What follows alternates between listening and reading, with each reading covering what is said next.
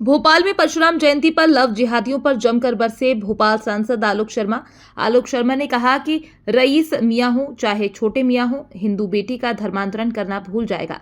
Love जिहादियों को सीधी सजा दी जाएगी। लव जिहादियों को छोड़ने का काम भोपाल के नौजवान नहीं करेंगे। भोपाल सांसद आलोक शर्मा ने बड़ा बयान देते हुए कहा कि हिंदुओं के लिए चिंता का विषय है। पुराने भोपाल शहर से हिंदू पलायन कर रहे हैं। हिंदू लोग मकान और दुकान बेच कर जा रहे हैं। मुस्लिम आबादी बढ़ रही है, हिंदू आबादी घट रही है। इसकी चिंता कौन करेगा? इसकी चिंता आप और हमको करनी है। वो आए जो लव जिहाद के लिए संघर्ष करें। लव जिहाद के लिए आपका भाई भोपाल का बेटा आलोक शर्मा आपके साथ कंधे से कंधा मिलाकर तैयार खड़ा होगा। हम आए, एक आवाज दें। एक लड़की के साथ अगर कोई पकड़ाता है, कोई चाहे रईस मियां हो चाहे छोटे मियां हो, आप आइए तो मैं एक डाल देता हूं। जिंदगी के अंदर हिंदू समाज की बेटी का धर्मांतरण करना भूल जाएगा। इस बात का संकल्प हमको लेना चाहिए कि नहीं लेना चाहिए? अरे केवल हाथ हिलाने से काम नहीं होगा। आज चिंता का विषय है। आने वाले समय में इसके परिणाम भी दिखाई देंगे। करके तो कोई सोचे, उसकी भी ऐसी सजा मैंने सोच के रखी है कि किस प्रकार से अगर हिंदू समाज की अगर बिटिया का धर्मांतरण होता है, अब उसको सीधी सजा दी जाएगी। उसको छोड़ने का काम भोपाल के नौजवान तो नहीं करेंगे। हाथ काटने से नहीं होगा, उसके साथ तो क्या कार्रवाई होगी, इसके लिए समाज को तैयार होना चाहिए। इस प्रकार के कार्यक्रम हमको करना चाहिए। छोटे छोटे चीज के लिए मैं युवा युक्ति सम्मेलन कर रहा हूं, मैं ये कर रहा हूं। अरे उठो भाई, ये भी करो, इसको स्थान बनाओ। ये स्थान केवल किसी एक व्यक्ति का स्थान नहीं है, सबका स्थान है। सब लोग मिलकर एक कार्यक्रम बनाओ, बड़ा कार्यक्रम करो। आने वाले दिनों में पुराने भोपाल की बड़ा चिंता का विषय हो रहा है। पुराने भोपाल से हिंदू समाज के लोग पलायन कर रहे हैं। डेमोग्राफी चेंज हो रही है। हिंदू लोग मकान बेच बेच के जा रहे हैं, दुकानें बेच बेच के जा रहे हैं। चिंता हो रही है। मुस्लिम आबादी बढ़ रही है, हिंदू आबादी घट रही है। इसकी चिंता कौन करेगा?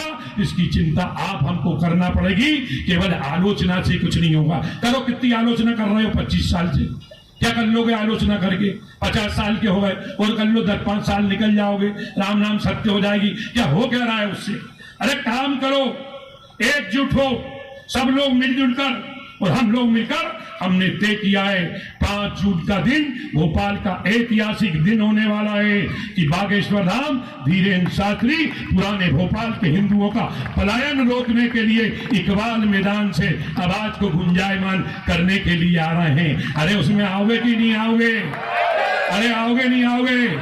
या उसमें भी चेहरा उतार के कमियां निकालने के लिए बैठोगे? अरे बताइए। अरे चेहरा क्यों उतर गया? अरे हाथ खड़ा करो, क्योंकि इस भोपाल के बेटे का भी और दाढ़ियों से मुकाबला करने के लिए हुआ है। हम छोड़ने वाले नहीं हैं। कौन लोग ये योजनाबद्ध तरीके से हिंदुओं को प्रताड़ित करते हैं, हिंदुओं के ऊपर तलवार चलाते हैं, हिंदुओं के ऊपर मांस के टुकड़े फेंकते हैं, किस प्रकार से उनकी गाड़ी की टक्कर मारते हैं। मैं पूरे के पूरे आंकड़े जुटा रहा हूं। भाई साहब यहाँ पे बैठे हैं, राजेंद्र शर्मा जी भाई साहब, पचौरी जी भाई साहब, आपका आशीर्वाद चाहिए। आप इस भोपाल के क्रांतिकारी नेता रहे हैं, आपका आशीर्वाद हमको चाहिए। कैसे पुराने भोपाल से पलायन होगा? आज कोई फिदा के अंदर हम 80% थे, 20% बचे। ईदगाह हिल खाली हो रहा है।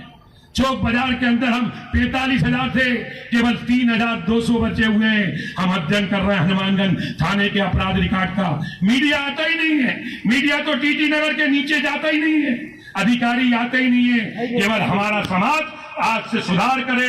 भगवान परशुराम जी के जन्म उत्सव पे कि हम कोई की बुराई भलाई नहीं करेंगे। बुराई भलाई जब करो जब कुछ करो समाज के लिए।